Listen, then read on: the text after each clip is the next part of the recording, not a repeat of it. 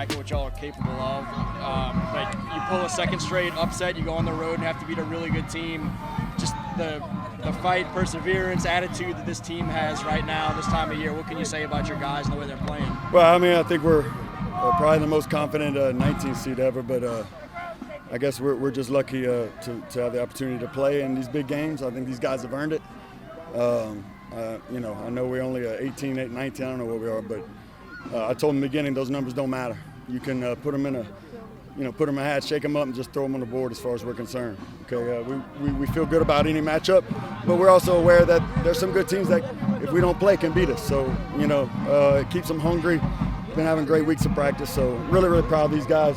Guys you're going to talk to are, the heartbeat of this thing. Okay, put a lot of time in, and somehow we've been starting for 4 years. There's a lot of good times, bad times, a lot of them being mad at me being mad at them, and all kind of stuff, but that's what family's like, and these guys came together. I'm proud of them. Did it feel like they had answers to try and stop what y'all were able to do offensively? Because there were moments where they get off the field here and there, but look, they're a good team. I mean, that number. I know he's wearing 51 tonight. He normally wears 0. Yeah, I think I yelled at my coordinator 2 times for running that direction. He's a hell of a football player. They got some good guys. They're extremely well coached, always good. So yeah, they're gonna have some answers at times, but we believe that if we're spreading the ball around to our guys, that it's hard to cover all of those guys. So what we try to do is get it to our playmakers the space, and I guess that makes us good coaches.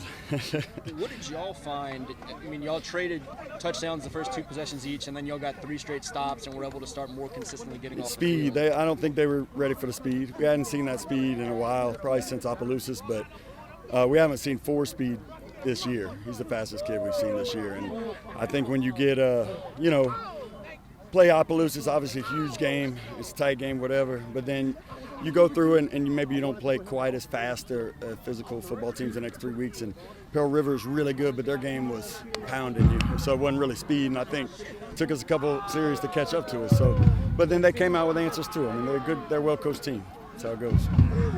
What is it going to take for y'all to get right back where y'all were last year in the Dome and potentially finish it? What do you need to see from these guys the next 3 weeks? I just got to keep getting better. Got to practice. They got to keep having good practices. I got to keep being a bad guy, and they got to keep, being held accountable, but busting their butt. And I think they understand why. So that's where we're at.